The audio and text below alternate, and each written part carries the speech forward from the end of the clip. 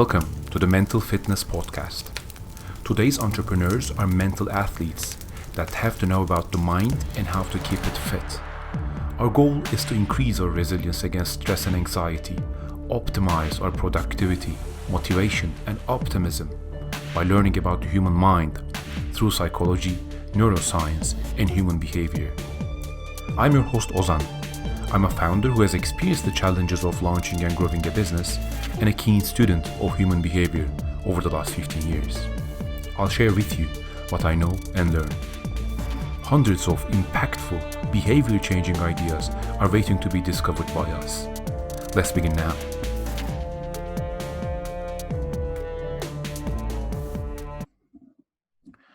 Hello and welcome to the Mental Fitness Podcast. I'm Ozan, your host. Today, for the first time in the show, we have some guests. Nick, Edward, and James from Doolally. They're working in the area of mental fitness as well. So a few days ago, Ed sent me a message, and we've been talking since about how common the themes we are interested in and we care about are. So we thought it would be a really good idea to have them on and hear from their perspective what they observe about mental fitness, mental health, especially in the context of business, entrepreneurs, makers in general. So thank you guys for coming. I'm very happy to have you here. I think this is going to be a very interesting, engaging, fantastic discussion. And over to you. I would like to hear your stories and what's going on with you guys. Great. So where do we start? Who wants to kick it off? Nick, Ed? Why don't you? Well, first of all, Ozzy, thanks so much for having us on. It's great to be here. James, why don't you start? Yeah, I suppose where to begin? I've had my own sort of personal, very much my own personal journey with mental fitness, and from a very personal perspective. I was diagnosed with bipolar in 2007, and so since then it's been a very exploratory time in trying to work out how to manage my illness. As a result of that, I've got a lot of insights which I feel could be of value to certain people in how I've dealt with it. And again, this is very personal, but I tend to err on the side of going up. And becoming quite my thoughts become very, very quick and almost quite manic. And so that's a side of bipolar which I experience. And as a result of that, I have a good understanding of how to sort of tame those thoughts and look after those thoughts and not get carried away in your thoughts. And so mental fitness to me is really about managing that. And within a startup world, whenever you start, I've worked for 2 startups now, and you can become incredibly enthused about what you're doing and have a huge amount of energy and almost a sort of an obsessional side to trying to get this vision going, this big vision that you have, and you want to build it, you want to do it, and you're working incredibly hard. And for me, a big thing for me is sort of recognizing that and not pushing that to the detriment of your mental fitness. And so it'd be about pulling back from that and compartmentalizing work and actually looking after yourself. And I think what's really interesting is a lot of the stuff in this space at the moment is about introspection and going inwards and working out your thoughts and meditation and stuff like that, which is great, and that can take you so far. But I feel that mental fitness, and this is something that the 3 of us have really come together with, is a much more broader approach. There's many things you can do for your mental fitness. And I think the main takeout from the 3 of us coming together and all our discussions about mental fitness is that there is no silver bullet, and it requires lots of different factors to keep you on an even keel and to keep you going. And so although I've been heavily focused on meditation, I've now unearthed this whole new array of mental fitness and this proactive approach of discovering new ways in which to look after your mind. And I think doing that is very important whilst on the startup journey of having this balance between working incredibly hard and at the same time looking after your mind in the best way possible. So that can only add to your sort of creation of the vision that of what you're doing. that was probably quite. I don't know if that's sort of me in a nutshell, and my sort of attitude towards it all. So I dived in deep with the bipolar, but Ed, you might have a slightly sort of more.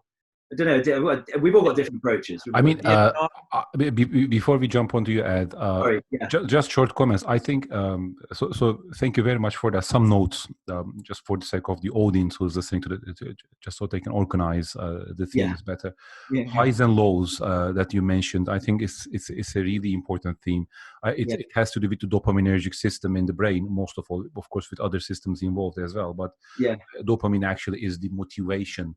Sometimes people mistake it for pleasure. It does provide some pleasure, but the core value of dopamine is to actually get you up and going. So to motivation towards something.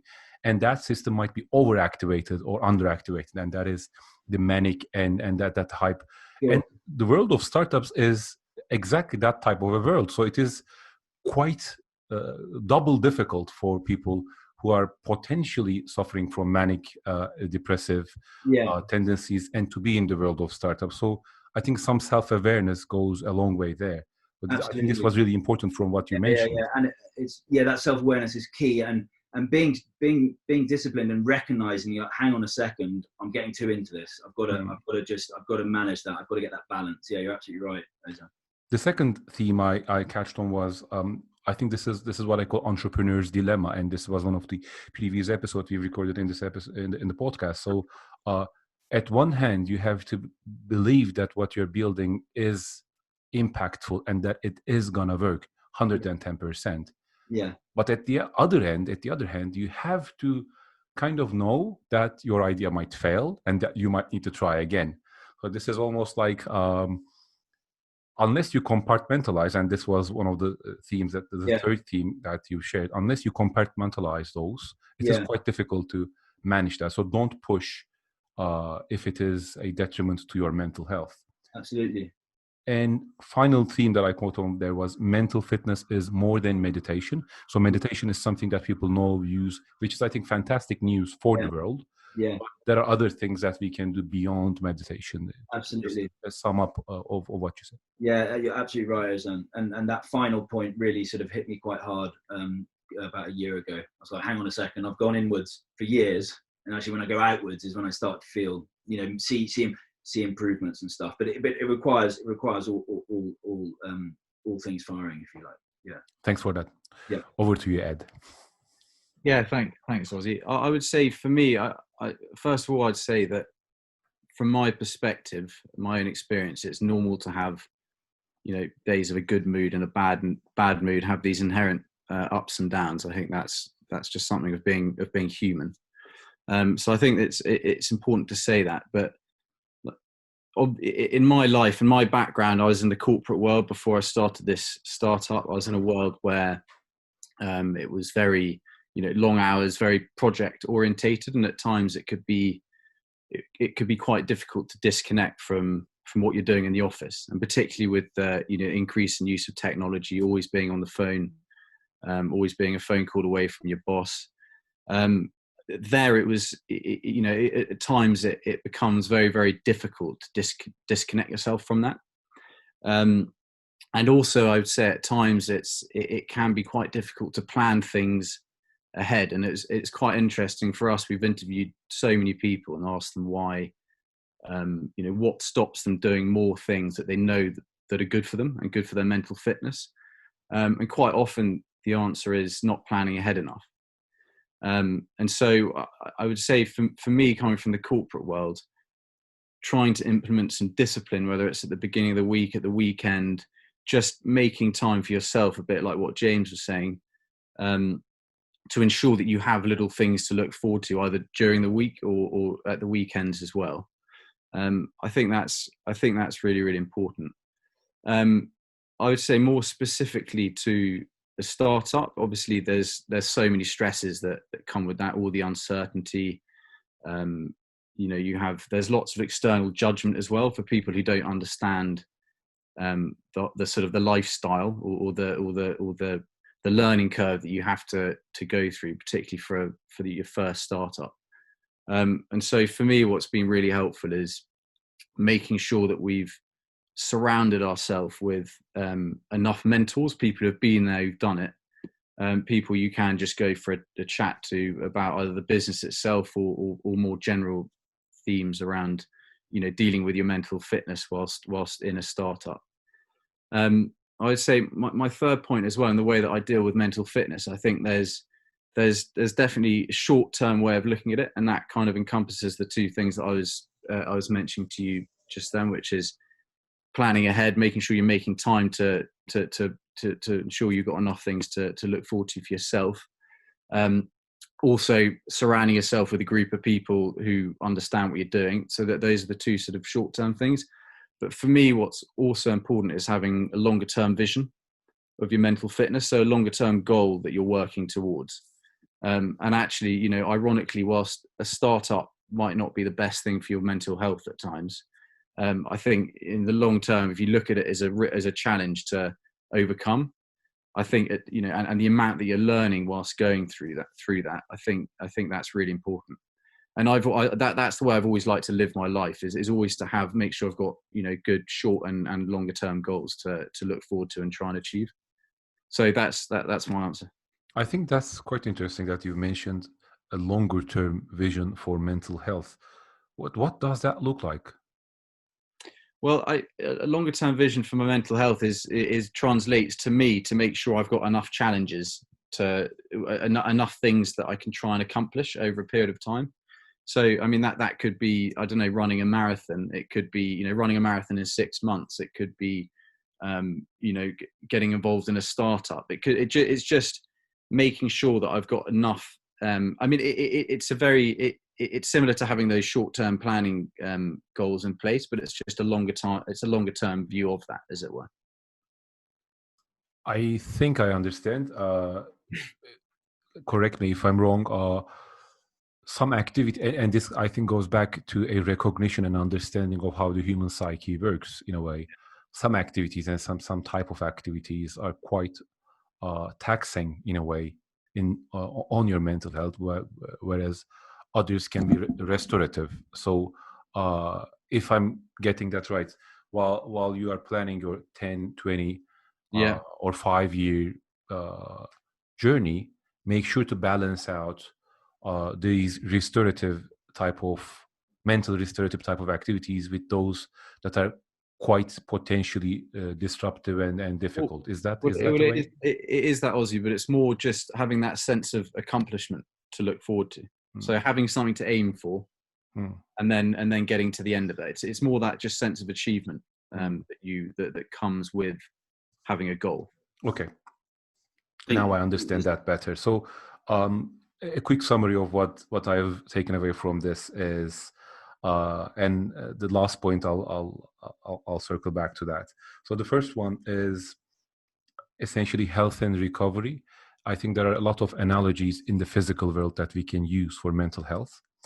One of them is brain is like a muscle. This is of course not a perfect analogy, but it has its certain uses. But another analogy that I think is really useful here is, so when a bone in the human body is subjected to stress, microfractures appear within that bone. And once you sleep and once you heal and once you recover, actually the body makes up for those microfractures, and that bone is strengthened in a way. So I think there's a similar theme in the mental health as well. Stress is good, because without zero stress, it means zero resistance, and zero resistance to push ourselves to improve is quite difficult. But it is stress 100% of the time, then the body has no time to heal. So those bones never get any stronger, but they get weaker, and then they break, which is a breakdown, which is a burnout. By the way, I had experience, I worked for 7 years in different corporate companies, lots of difficult relations, lots of different types and flavors of mobbing that I've experienced, a whole range of them. So I know that if you have time to recover from those, they actually make you stronger as an individual, as a business person. But if you don't have time to recover, then it actually breaks you. So I think that was the first theme of what you said there. The second theme that I caught on, and correct me if I'm wrong in any of these, is Status is very important for a certain type of position in society. At least we feel that we always live in a status relationship with other people. Yeah. And it is quite interesting for the human ego as well, because research shows winners live longer, which is quite funny, I think. But when you think you've overcome, when you think you're at the top of the food chain, you actually feel more healthy, etc. This is not to say try to climb on top of the food chain, but generate areas of win in your life is, I think, feeds back to one theme. And like the last point, I think that can be interesting with what you said is the concept of remembering self versus experiencing self. That was discussed by Danny Kahneman in Thinking Fast and Slow. So two ways of answering the question, essentially, are you happy? So the experiencing self answers the question, are you happy in the moment? Do I have pleasure? Am I well fed? Is this activity that I'm involved with fun, or do I dislike that? But the remembering self answers that question based on how meaningful he or she thinks that the life was. Yeah. So we have to feed both of them at the same time for a well-rounded, happy outlook on life. Yeah. So these are some of my comments. Please feel free to reflect on them. That's a great summary, Ozzy. What I would say, just to circle back to that point you make on ego and that sense of accomplishment and achievement, I think from my perspective, it's not important how that's perceived by other people. I think it's very much an internal thing. So making sure that you've got things in place that you can achieve and conquer, that you feel proud of. So I'd say other people's perceptions aren't. In terms of status. Yes, in terms of the that's status. Your comment on status. Okay. Mm-hmm. Okay, fair enough. Yeah. Well, thank you for all the comments. I mean, insightful. Thanks. Nick? So, Ozzy, do you want me to speak now? Yeah, please. Yeah, cool. Really curious. So, yeah, I'll give you my a couple of minutes of my thoughts on mental fitness. Could go on for a long time, but yeah, again, as with James, it's the journey initially came from a very personal angle, and I don't think if I hadn't had my own experiences of mental ill health, I wouldn't be as motivated or driven to try and get people to be more mentally fit. So I've also got a diagnosis of bipolar, and interestingly, James and I have very different experiences of that. James is much more on the manic side, and I'm much more on the depressive side. A perfect couple. The yin and the yang. But for that and I've also had I've had a lot of family experience of mental ill health, and it's made it very personal, and it's meant that I think what I've seen, and same with James, so for example, just to give you an example, bipolar takes on average 9 years to get from those first symptoms to get a formal diagnosis. And I think people's journeys to understanding their minds, whether it's from a state of illness or just generally, we're not very good at it. And I think what mental fitness means to me is basically what we want to do at Doolally is accelerate that process. We want to get people in a stronger position earlier, so they prevent ill health. And that's always the mantra, the kind of public health mantra of prevention, not cure.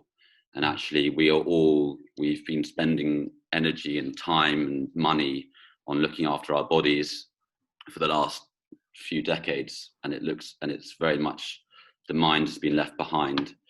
To speak more specifically about how I look after my mind, it's a real concoction. It's like James says, there's no silver bullet. There's no one size fits all solution. It's all about finding those inches around the field. And I think that for me, it's a very complex, and it's more complex because I've got an illness to manage as well. But I think the same principles apply to anyone. But, for me, it's been a mixture of medication, therapy, and then actually in your daily life, trying to look after your mind. And so for me, I think a big turning point for me was realizing why most people, when you ask them and do surveys, why they exercise, It's not actually to lose weight. Some people it is, of course, but it's actually to de-stress. We're all doing these things to manage anyway, but we're not doing it in a very proactive or ordered way. And I think, so what I found with Doolally is that I'm spending all my time trying to curate and find that really quality stuff and none of it's new. It's just trying to make it accessible and available to people. And what I found really interesting is that through that process, I'm looking after my mind much better, because some of the stuff I'm doing in audio, so I'm having to repeat a lot of the copy quite a lot of the time, and just through that process, so I think it's just, we're trying to create those. We all know what we should be doing, I always say, but we don't do it, and we basically want to, James, I think Ed and I all agree in our own ways, we want to create a platform that enables people to get mentally fit more easily and to make it more accessible. And so my routine now is yes, there's the more heavy side of medication and therapy and whatever, but there's having a hot bath, there's cooking an omelette, there's making sure I do go for a run, there's making sure that I do see friends on a weekly basis, it's making sure that all of those inches are found. And I just think that we are all doing ourselves a disservice at the moment in this culture that we live in, where we, for whatever reasons, probably dating back to Descartes, we are not looking after our minds as well as we could be. And I think it's really exciting to kind of be doing that. Fantastic themes. So just a quick summary. You've experienced a mental health in family and self, and that has been the core of the interest. I think what you said about the fact that from first symptoms of bipolar to actual diagnosis, it takes 9 years. It sounds unacceptable in a way, doesn't it? There's a certain injustice I feel when I hear this. Of all the suffering that's going on, or that could have been prevented if society had understood mental health and the importance of this better. Yeah, I think we know, even if we look at the funding, for example, of the NHS, and we go into the details of quality adjusted life years and look into, we know that mental health is still not funded on a par with physical health. And there's a lot more progress to be done in that area. I'm obviously working very heavily on mental fitness at the moment, but I'm also a doctor and I've just started training as a psychiatrist. So perfect. I've always got my ears kind of open and listening, and I love my work. And I think seeing, on a daily, in a normal clinic, I'll probably see 10 or 20 people who are severely unwell with mental illness on a daily basis, and just seeing that mix of people, especially in London where it's so diverse, it means that I think I do have a good feel for not only my experience, but for also other people's experiences as well. I think it's an incredible perspective. And I would like to ask you a question about that. But before I come to that, a theme that I thought was interesting, the last theme I think you shared was, so lots of people do physical exercise, not for building the muscles in a way, but for mental health.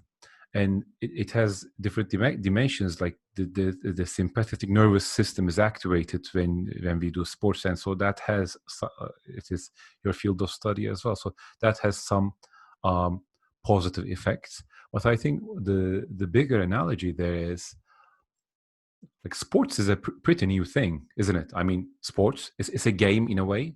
We are trying to gamify something that we need to do to make sure that we are doing that. And I don't think like sports was like the idea of sports had this connotation back in 1600s or 1700s. It was an entirely different thing. It was physical activity that people had to do in a farming society that ended up giving the benefits that are necessary for the physical and mental health.